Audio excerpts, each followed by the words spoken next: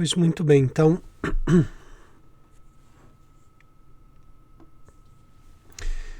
aqui voltando então ao nosso tema sobre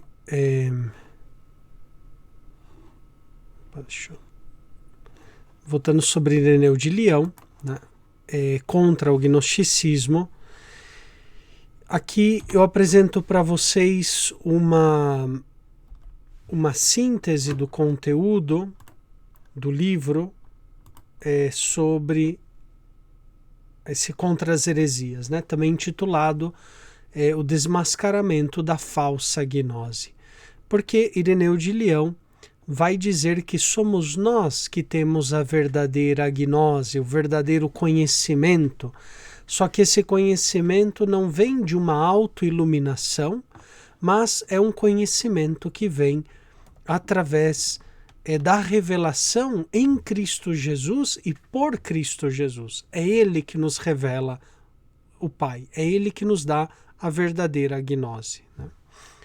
Então, o livro primeiro, Contra as Heresias, né, de Ireneu de Leão, vai fazer uma exposição dos diversos sistemas gnósticos, principalmente da gnose valentiniana, né?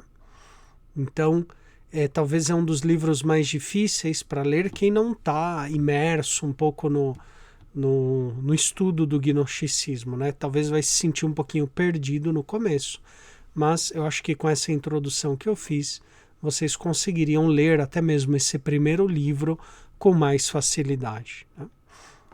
O segundo livro é, portanto, a confutação dessas falsas gnoses. Então, ele expõe no livro primeiro e depois confuta, refuta essas falsas gnoses no livro segundo. O livro terceiro, eu acho que é todos são importantes, né? Mas eu considero com uma importância fundamental o livro terceiro, né? Até mesmo do ponto de vista histórico é interessante o livro terceiro, porque ele vai demonstrar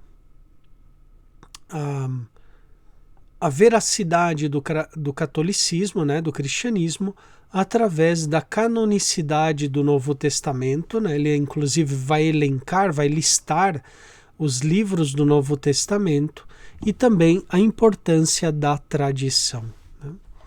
Porque se a verdade nos vem de Cristo, se é o único que nos pode revelar quem é o Pai, né?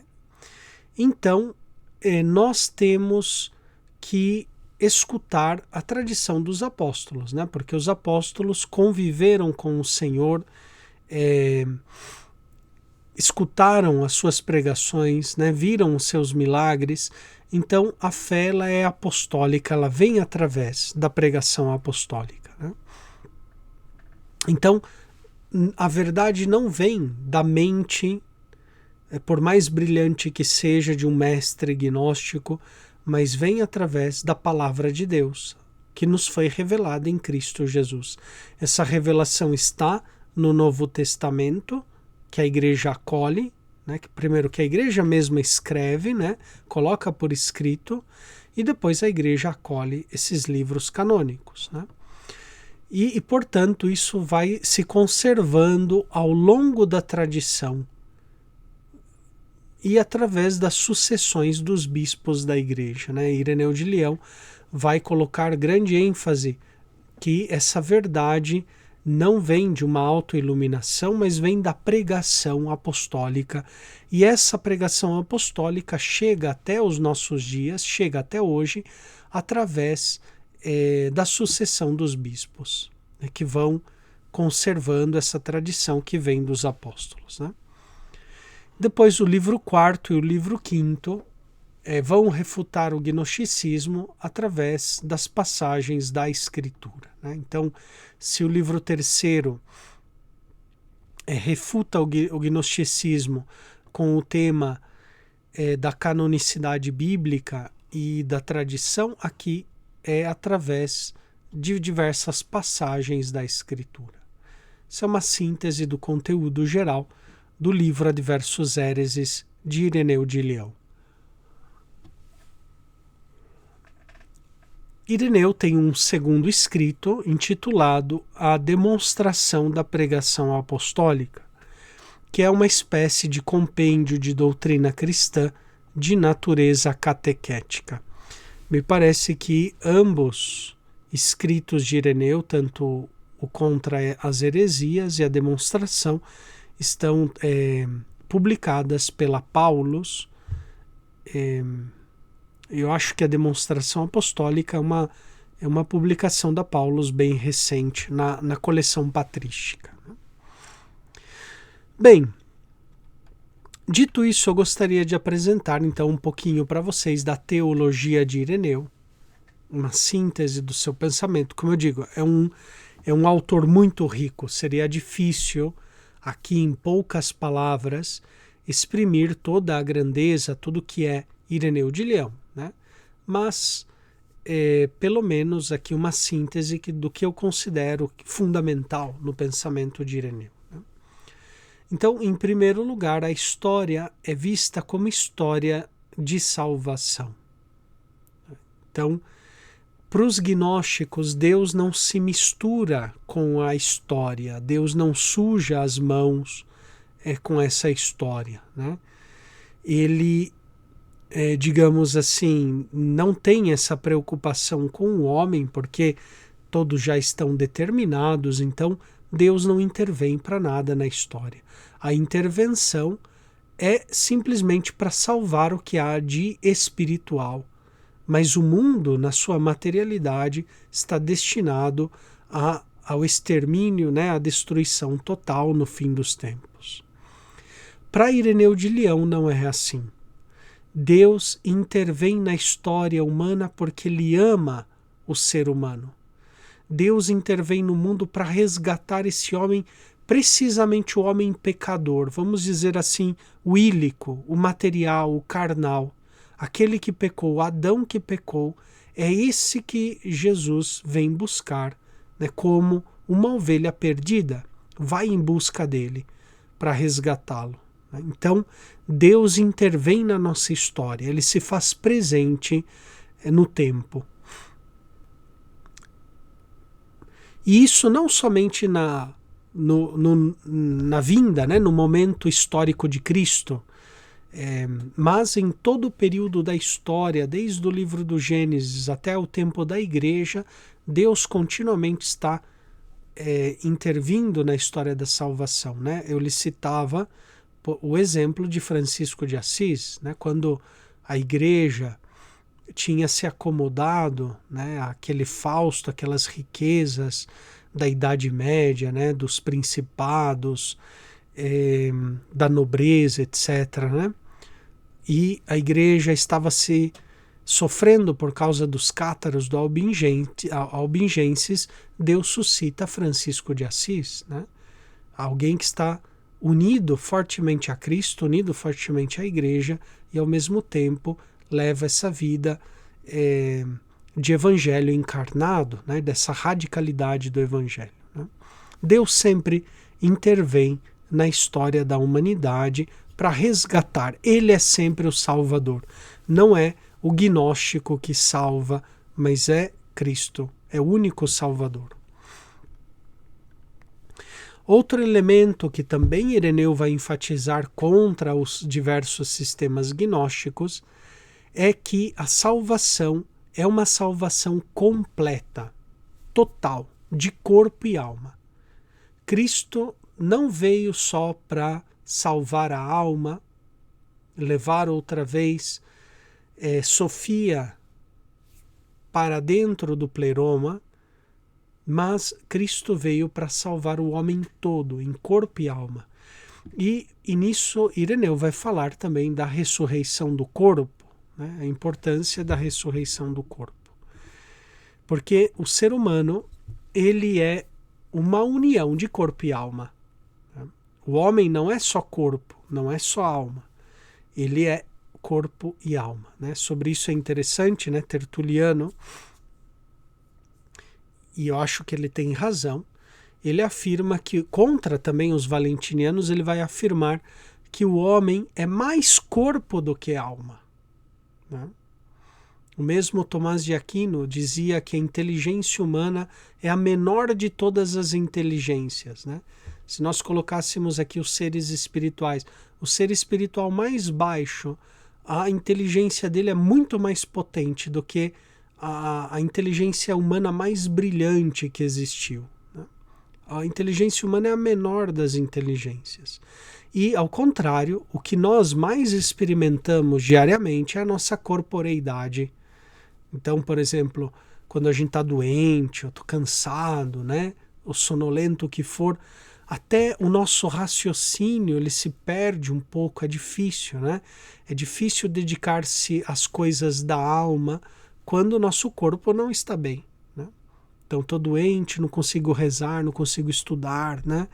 Ou estou, sei lá, com fome, não consigo pensar bem, né? Prestar atenção numa palestra, numa conferência, ou dedicar-me a uma oração, etc., porque o corpo ele tem também as suas exigências, né? E o corpo está mais presente em nós, inclusive, do que a alma. Às vezes tem pessoas que nasceram, morreram e quase nem se deram conta que tem uma alma espiritual, né? É triste, mas pode acontecer, né? Porque a nossa corporeidade é o que mais está presente diariamente na nossa experiência, né?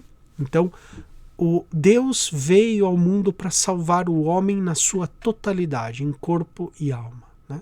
Isso é um escândalo para os gnósticos, porque o corpo é algo ruim, né? É fruto dessa paixão de Sofia. Portanto, o corpo não vale nada, né? Eles vão usar até mesmo frases tiradas, né, de São Paulo, do Novo Testamento, que diz, né, por exemplo, quando São Paulo diz, né, ou melhor, São João, né,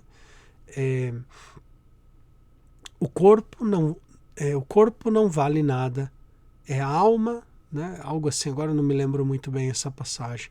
Acho que é no diálogo com Nicodemos, né, que Jesus está falando do culto espiritual, etc., né? E, portanto, para Ireneu de Leão, o homem é carne, é sobretudo carne, é o homo caro, né? Caro, carnis, no latim é carne, né? O homem é sobretudo carne. E também a carne do homem foi plasmada à imagem e semelhança de Deus. Isso daqui é interessante, é um aspecto da teologia de Ireneu, que depois vai se perder ao longo dos séculos e que se resgata um pouquinho hoje na teologia de João Paulo II, né, na chamada teologia do corpo. Ou seja, o corpo humano também como imagem e semelhança de Deus, né? E Ireneu de Leão, ele raciocina da seguinte maneira, né? Cristo, ou seja, em Cristo tudo foi criado, né? De São Paulo e de São João. Em Cristo todas as coisas foram feitas. Portanto, também o homem foi feito em Cristo Jesus. Agora, o ser humano, né? Ou seja, Cristo também, ele é onisciente, ele sabia que ele ia se encarnar, né, no tempo oportuno. Então, quando ele criou o homem, né, quando Deus cria o homem, para Ireneu de Leão, ele já cria o homem pensando na encarnação do Verbo. E, portanto, quando ele plasma o homem, também na sua corporeidade, ele está pensando na imagem do Filho encarnado.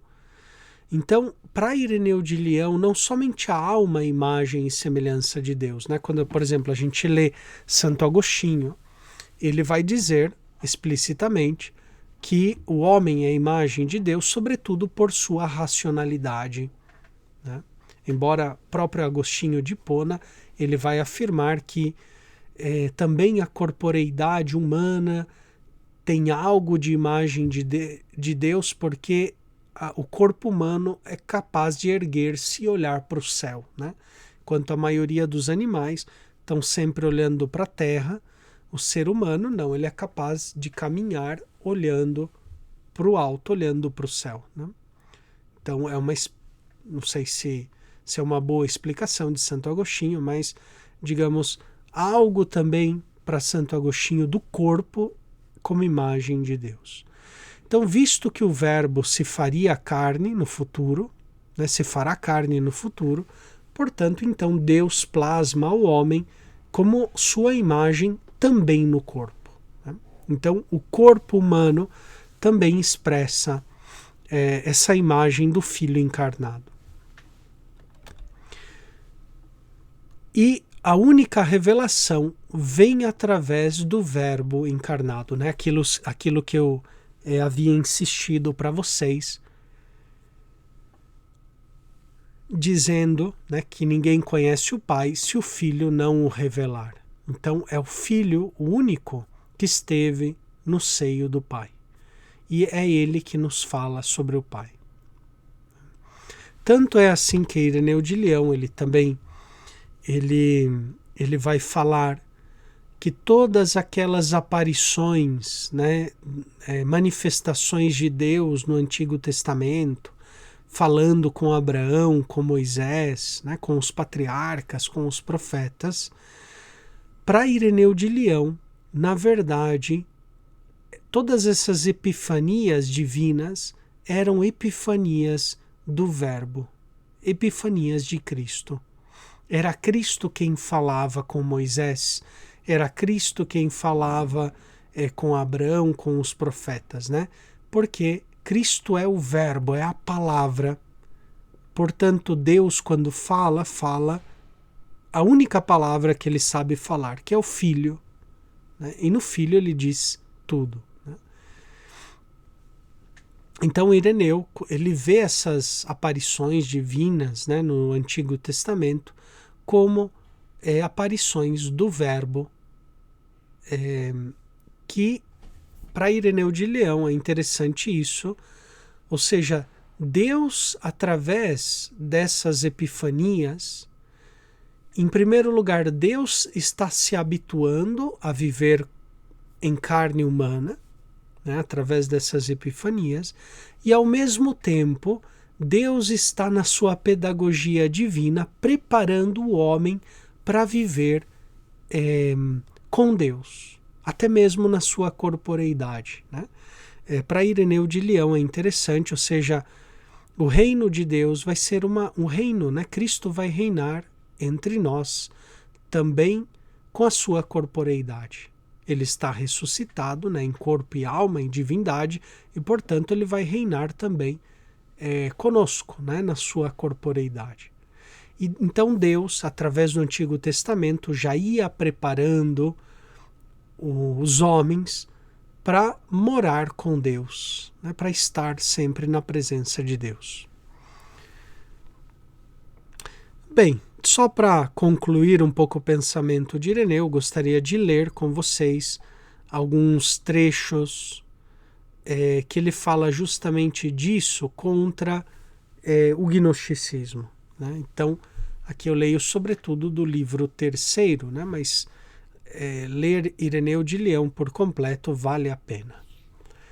Bom, aqui no livro terceiro, no capítulo 2,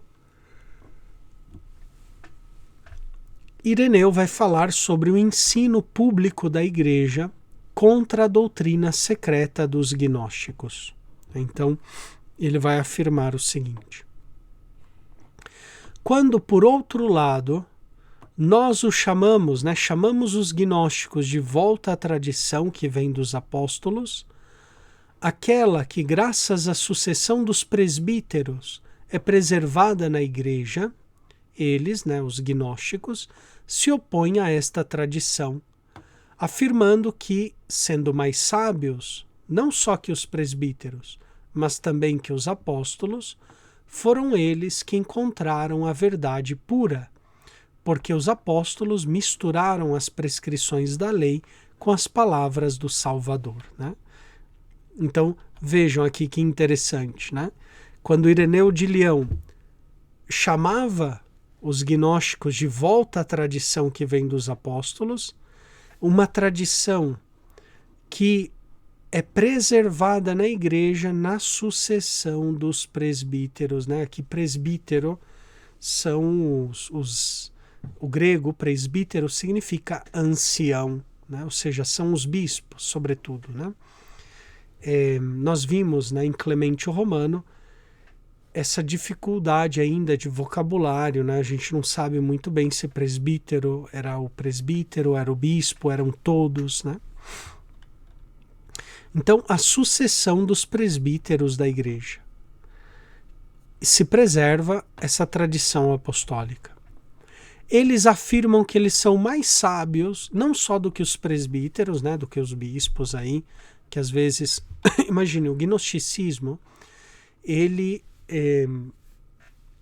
significou, pois, um cristianismo um pouco mais culto, até mais elitista, né? Porque eles buscavam o conhecimento, buscavam uma verdade pura, etc., né? E desprezavam um pouco o resto dos cristãos, que eram rudes, ignorantes, às vezes, né, sem nenhuma instrução, etc. Então eles se achavam às vezes mais sábios do que os próprios presbíteros, os bispos, né? Porque muitos desses bispos presbíteros nos primeiros séculos, pois eram ali pessoas, né, simples, não tinham muita formação, muita preparação, né? Então os gnósticos se colocavam acima da igreja, porque foram eles que encontraram a verdade pura. Os apóstolos misturaram as prescrições da lei com as palavras do Salvador. Olha só, né? Então, em certo sentido, os apóstolos às vezes falharam, porque misturavam elementos materiais com as palavras que vinham do Salvador. E não só os apóstolos, mas também o próprio Salvador pronunciou palavras, ora do demiurgo, ora do intermediário, ora do poder supremo, enquanto os gnósticos conhecem o mistério secreto, né? Então, aqui esse trecho nos vai falando que o gnóstico está acima da igreja e está em cima, inclusive, dos apóstolos, e inclusive acima do próprio Salvador, ou seja, do próprio Jesus. Os gnósticos se colocam acima do próprio Jesus, porque, né, como eu lhes dizia, o Salvador, às vezes ele pronunciou palavras, né, do demiurgo, ou seja, o Deus mau, né, ou seja, esse princípio mau que criou, né, que plasmou a matéria. Aqui vem de Platão, né, a gente lembra do demiurgo de Platão, que plasma o mundo contemplando as ideias, né? Ou às vezes do intermediário, a gente não sabe muito bem quem é esse intermediário, né? Mas provavelmente são os seres intermediários entre o abismo, que é o poder supremo, e o Salvador, né?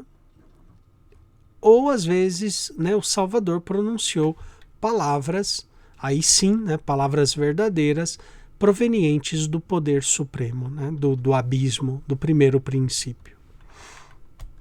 E continua Ireneu de Leão argumentando contra os gnósticos, né? Assim, a tradição dos apóstolos, manifestada em todo o mundo, pode ser vista em cada igreja por todos aqueles que querem ver a verdade, e nós podemos enumerar os bispos estabelecidos pelos apóstolos nas igrejas e seus sucessores até nós.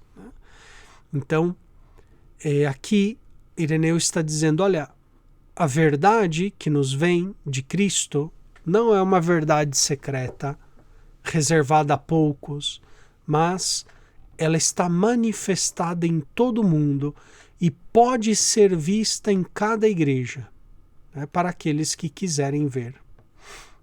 E nós podemos enumerar, então essa verdade vem da sucessão dos apóstolos, sobretudo através da sucessão dos bispos, né? Por isso o Vaticano II, né, chama os bispos de sucessores dos apóstolos, né? Não é um título atual, já é muito antigo, né? Mas eles mantêm a sucessão dos apóstolos, né? Inclusive algum que outro bispo aí conseguiu até traçar a genealogia do seu episcopado até um dos apóstolos, né? Eu, às vezes já conhecia algum bispo que ele tinha lá a genealogia, o bispo que ordenou ele, e o bispo que ordenou o bispo dele, e assim foi subindo até chegar a um dos apóstolos. É muito difícil, né? Porque tem muita informação aí na Idade Média que se perdeu, a gente não sabe quem era, etc., né? Mas tem alguns que conseguem. Aqui na época de Ireneu ainda estava mais fácil fazer uma árvore genealógica da sucessão das igrejas, né? Infelizmente, Ireneu faz a árvore genealógica de uma igreja só, a Igreja de Roma, que ele considerava com uma singular importância, né? É pena que ele não fez das outras igrejas que ele conhecia. Seria interessante também do ponto de vista histórico, né? Então, é através da sucessão dos apóstolos. Mas como levaria demasiado tempo nesta obra para enumerar as sucessões de todas as igrejas, né, tomaremos a sucessão da muito grande e muito antiga, conhecida por todos, na antiga igreja conhecida por todos, a igreja fundada e estabelecida em Roma pelos dois gloriosos apóstolos Pedro e Paulo. Então, olha, seria muito longo falar de todas as igrejas, né? Desde o apóstolo até o bispo atual da igreja. Mas então vou falar daquela que é conhecida por todos, muito grande, muito antiga, a Igreja de Roma, né? Na verdade, devido à sua origem mais excelente, toda a igreja deve necessariamente concordar com esta igreja, ou seja, todos os fiéis que vêm de todas as partes. Nela a tradição que vem dos apóstolos sempre foi preservada para todos os povos, né? Então Ireneu ele vai falar, olha, enumero a igreja de Roma, né, os bispos de Roma, porque essa igreja aqui ela tem uma origem mais excelente que as outras. E toda a igreja deve necessariamente concordar com esta igreja, ou seja, a palavra concordar significa ter o mesmo coração, né? Concorde, com um só coração, né? Estar alinhado, ter um só coração com esta igreja. Ou seja, todos os fiéis de todas as partes. Nela, a tradição foi preservada, né? Então, é um texto interessante de Ireneu de Leão, né? Depois ele continua. Portanto, depois de fundar e edificar a igreja, os beatos apóstolos confiaram a Lino o serviço do episcopado. Deste Lino, Paulo faz menção em suas cartas a Timóteo. Ele foi sucedido por Anacleto. Depois dele, em terceiro lugar, desde os apóstolos, Clemente recebeu o episcopado, né? Então, nas listas antigas, a gente tem Lino, Cleto, né? Clemente, ou também tem Lino, Anacleto, Clemente. Então, a maioria dos estudiosos dizem que esse Cleto ou Anacleto é a mesma pessoa, né? É fácil nas listas eliminarem o Anacleto para Cleto, mas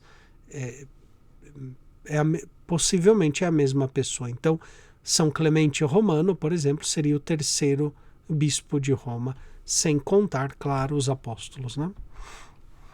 Depois ele continua enumerando quem foram os bispos, né? E em 12º lugar, a partir dos apóstolos, tem a função do episcopado Eleutério, que era bispo até o ano 189. Então é interessante esse dado aqui, porque pelo menos enquanto Ireneu escrevia o livro terceiro, estava em vida o Papa Eleutério. Então o livro terceiro deve ser colocado nessa data aqui, entre essas datas, né? Com esta ordem e com estas sucessões, chegou até nós a tradição que está na igreja por intermédio dos apóstolos e da pregação da verdade. E esta é a prova mais completa de que uma e a mesma é a fé vivificante dos apóstolos, que tem sido preservada e transmitida na verdade. Então, para Ireneu de Leão, a verdade não é fruto de um esforço pessoal, íntimo, né? Subjetivo meramente, mas ela nos vem através da pregação. A pregação que começa nos apóstolos e depois nos sucessores dos apóstolos até os dias de hoje. Ok, esse é um trecho que eu gostaria de ler aqui com vocês, de Ireneu. A gente pode fazer algumas reflexões sobre esses parágrafos que acabamos de ler, né? Algumas conclusões. A primeira: a Igreja de Roma tem a origem mais excelente que as outras. Isso ele diz aqui. Na verdade, devido à sua origem mais excelente, etc., né? Depois ele afirma que o bispo de Roma herda a tradição apostólica e a pregação da verdade. Aqui a gente pode ver um indício, claro que não é ainda, né? Mas um indício do pastoreio universal do bispo de Roma, como pastor universal da igreja, né? Ou seja, o pastor de todos os fiéis. Depois Ireneu, ele fala que a Igreja de Roma conserva de maneira especial a doutrina dos apóstolos, né? Aqui também, Ireneu não afirma, né, a doutrina da infalibilidade, não está no texto de Ireneu, mas aqui é um indício que vai se desenvolver depois no tempo, até o Concílio Vaticano I, a doutrina da infalibilidade, né, em matéria de fé e costumes, etc., né, em todas aquelas circunstâncias que devem estar presentes para que um pronunciamento pontifício seja infalível, né? E, em quarto lugar, as outras igrejas devem concordar com a fé proclamada pela Sé romana. Isso Ireneu também diz nesse mesmo parágrafo, né? Toda igreja deve necessariamente concordar com esta igreja, ou seja, todos os fiéis de todas as partes, né?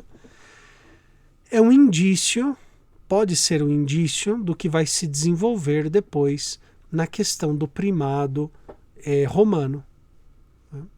Então, até mesmo a igreja ortodoxa, né, os que estão separados, a igreja ortodoxa em geral, aceita o primado romano. É claro que eles interpretam o primado romano como um primado espiritual, de honra, mas não um primado de jurisdição, né?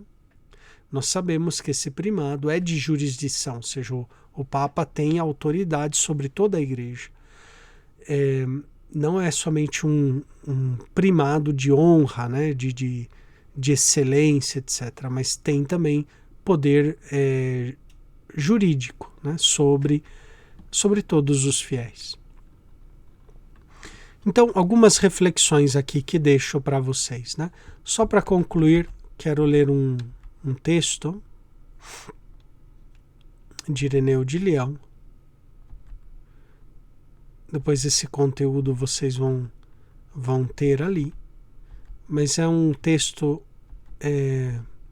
bonito de Ireneu de Leão. Olha só o que ele diz aqui, né?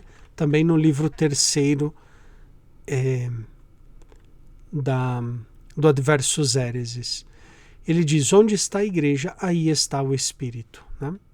Diz assim: com efeito, Deus estabeleceu apóstolos, profetas e doutores na igreja, e todas as outras obras do Espírito, das quais não participam todos os que não acorrem à igreja, privando-se a si mesmos da vida, por causa de suas falsas doutrinas e péssima conduta, né?